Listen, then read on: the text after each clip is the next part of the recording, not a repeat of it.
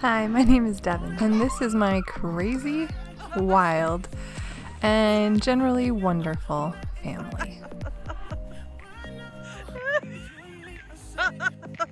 We've spent the last 11 years living abroad, first in Cairo, Egypt, where our son was born.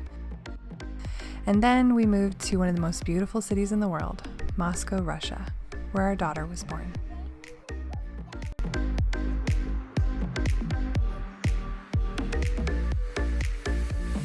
We've been living the expat life, teaching at international schools, and the students in our classes are from all over the world. We've been lucky enough to spend our school vacations traveling around Europe, Africa, and Asia. It's let us be immersed in cultures that are foreign to us and given us really amazing opportunities to see and do things that we never would have been able to otherwise. Our son's first live soccer game was the FIFA World Cup Mexico versus Germany game. It was amazing. And we got to see Simone Biles live in person at the 2019 World Championships in Germany.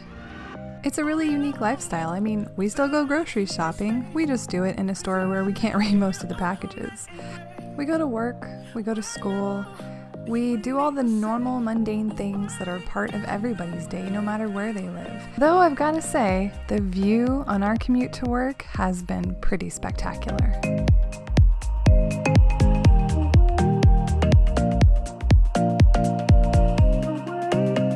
We feel really blessed that our kids have had so many opportunities to explore different activities, find things that they really love to do, and have a chance to explore the world.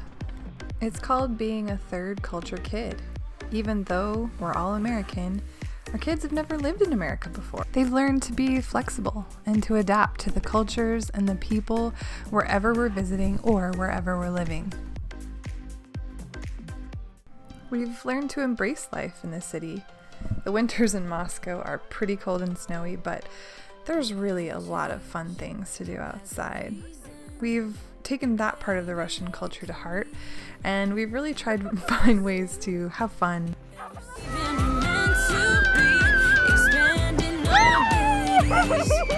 And when it's too cold to be outside, we bring the party indoors. The kids have gotten very creative over the years at finding ways to make life enjoyable, to make the inside space just as much fun as the outside. But we started to notice over the last couple of years just how timid and frightened our kids are of being outside, being around bugs and grass and all of the things that come with being in nature. They're so used to the city and only going into a park setting to when they're outside that it's really been a challenge for them. And this has started us thinking that maybe it's time for our family to explore the possibility of a change. A really, really big change.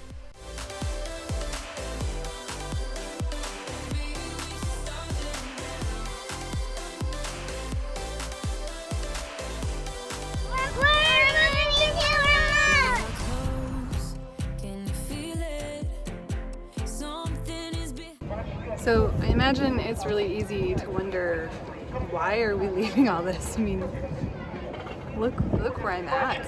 And I've been so grateful for the ability to live here for the past 7 years. I think that I kind of came to a realization a few years ago when several friends of mine became sick. One of my friends even died of cancer. And that realization that, life is really short and you don't know how much time you have.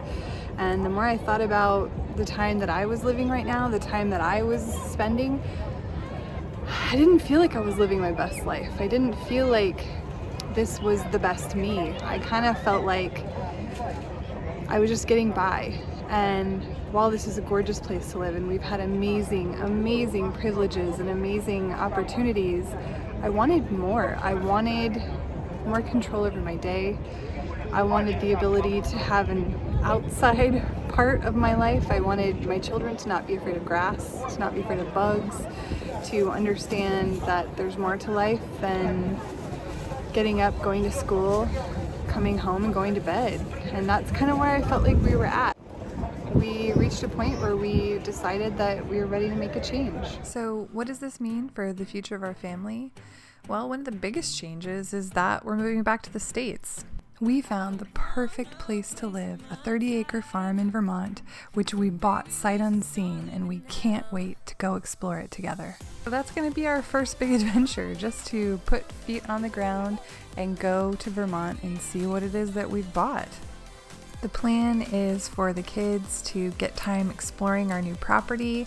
I'm going to pursue a dream of running a small farm and working on my writing full time, and Ryan is going to keep teaching in Vermont. So why YouTube? It's a really good question. I honestly never envisioned myself being a YouTuber. I honestly didn't even know what that word was a few years ago.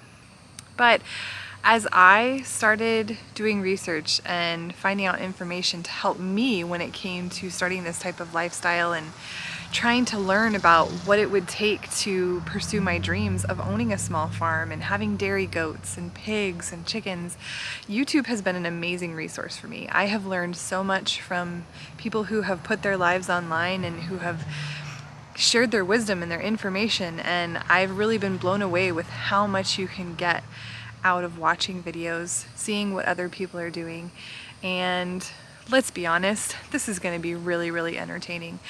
I've never owned these types of animals before. I've never done half of the things I'm going to be attempting to do.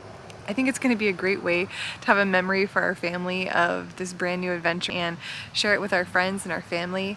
And if you don't know how YouTube works, that like and subscribe button helps YouTube figure out that people like watching your videos, which as a new person with a YouTube channel really helps us get started. So if you want to follow along on the journey, if you want to see what's going to be happening as we see our farm for the very first time, as we get our first animals, as we start to move into our new home, then please join us. We would love to have you.